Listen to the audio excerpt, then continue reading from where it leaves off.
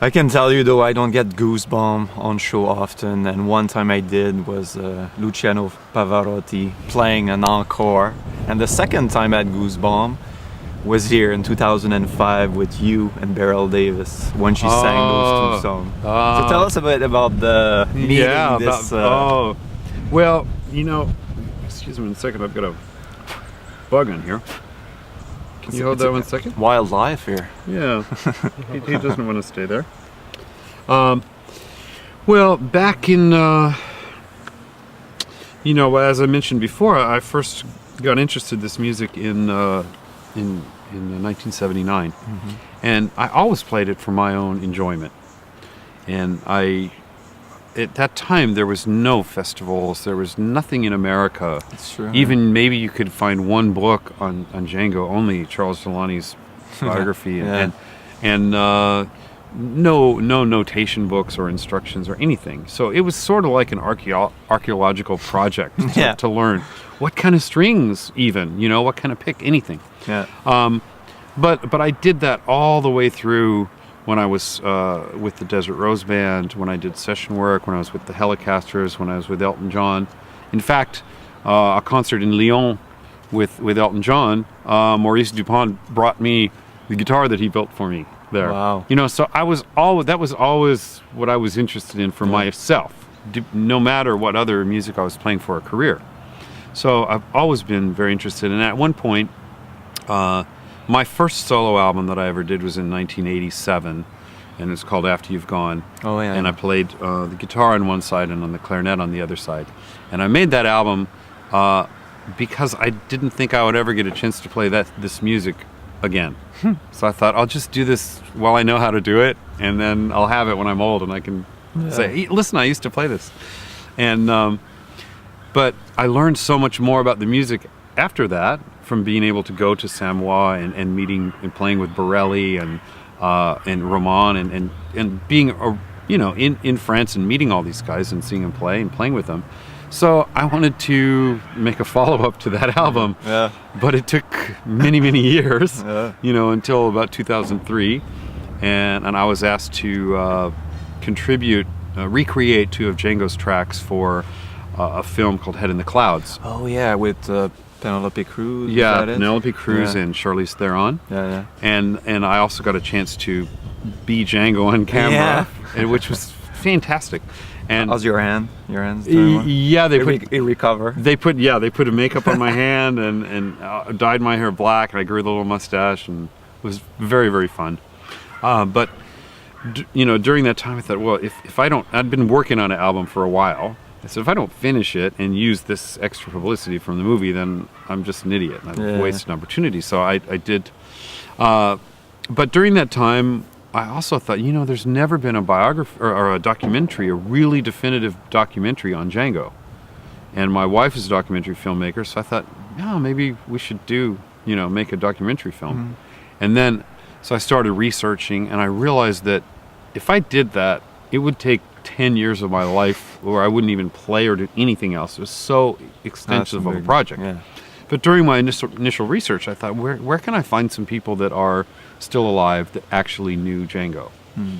And Pierre Michelot, is that the bass player? Yeah, Pierre Michelot. He was still alive, and I thought maybe I could contact him, and I thought maybe the Armed Forces band that Django played with, maybe some of those people might still be around. Or the ATC band. Yeah, the ATC band, exactly. Jack's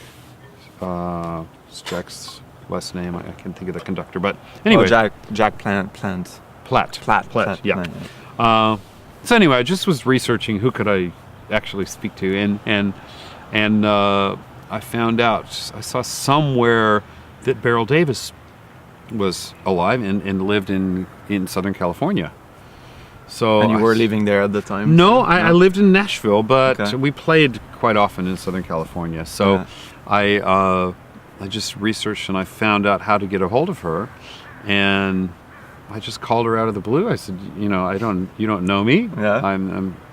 But I know who you are. I know your history, and I play this kind of music. And next time I'm playing in Southern California, I would love to invite you to come and sing, or or just come to our concert if you'd like to. And so she did. She still was performing at that point, and she loved to come down, and she was happy They love to. the wine. Huh? Yes, she was happy to sing with the band, and we learned Undecided and Don't Worry About Me in the exact same arrangement, so she'd be comfortable. Yeah.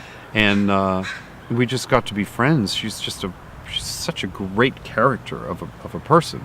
I mean, her father was a band leader in London in the 20s, and she started singing on the radio when she was 8 or 9 years old. Yeah, very young. And never as a child singer. She just was a singer, you know. She sounded old even when she was 8 or 9. So when she, the story that I heard was that there was an English guy, I think his name Alfred, was on vacation in France, maybe in Nice or somewhere, and he heard some music that he had heard Django and Stefan on recordings, and he heard a band playing, and he said it sounded like Django to him. And they were just like on the street somewhere. Mm-hmm. And he went and was listening, and as it turns out, it was Joseph Reinhardt playing with some other people. And he started talking, and Joseph told him, "Oh, yes, well, we're coming to England for a tour.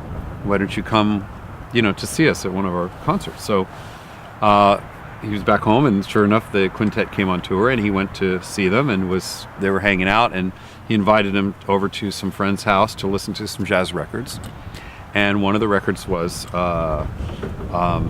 Chick Webb and Ella Fitzgerald doing a version of Undecided, and they loved it, and they said, "We should record this song, but who can we get to sing?"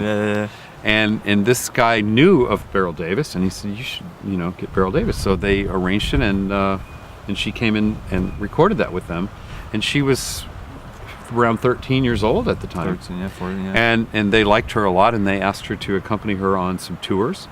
And so she went to Sweden and France with them, and she had to do the MC work, and then when the war broke out and the quintet was on tour or getting ready to do a tour, Django and the rest of the quintet left and went back to France.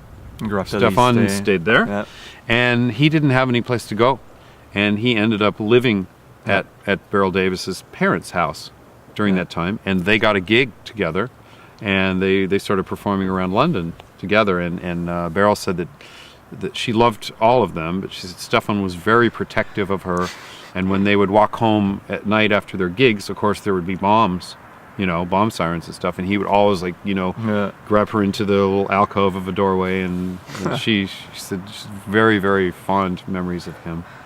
And then she ended up singing with Glenn Miller's band, their last concert before he took the fateful flight, and Bob Hope heard her there and invited her to come to America and sing on Frank Sinatra's radio show, which was called Your Hit Parade. So she came to America then and stayed in America the rest of her life. Her husband that she met, who was a drummer with Glenn Miller's band, his name, he was from Georgia, a gentleman named Buck Stapleton. He became one of the very top executives at Capitol Records in Hollywood. And so they lived in Hollywood, just on Franklin, just down the street from the famous Capitol Record Towers. And I've seen pictures of parties at their house with Paul McCartney and Nat King Cole and Frank Sinatra and all of these celebrities. And so she had a very amazing life. Jane Russell is one of her good friends, and Jane visits her now in she's in a assisted living. And so Jane... So she's 85, 86 she's now? I would say 84, 85, so. Oh. And when she was 82, she was still doing pretty well at that time, and I was a guest at Les Paul's show in New York, and so I was speaking with Les Paul backstage, and I knew he was a huge fan of Django, and I know he would know Beryl Davis, so I brought a copy of my last CD is called Ultra Spontan, and she recorded Don't Worry About Me with us on the recording, and there's a photograph of her from the Django Fest that you mentioned. And she's in a beautiful gown, the blue dress. And she looks so elegant, and I, she does not look like an 82-year-old in this picture at all. So I showed it to Les, who was 92 at the time. I said, "You know who this is?" I said, "That's Beryl Davis." I said, "Really? I remember her from the Django recordings." I said, "Yeah, that's her." I said, I know I heard that you liked younger women. So and he got a big kick out of that. Oh wow. So that was a very nice memory for me with Les Paul and with the Beryl. And just last month we played in California, in Culver City, and she came down to see us at the concert. And Wow. she's not able to perform anymore, but she enjoyed to listen to the music. Yeah, for sure. Well, hey, thanks very much, John, for your You're time. welcome. That's It's my pleasure. A little sip of this wine again, and thanks for your time.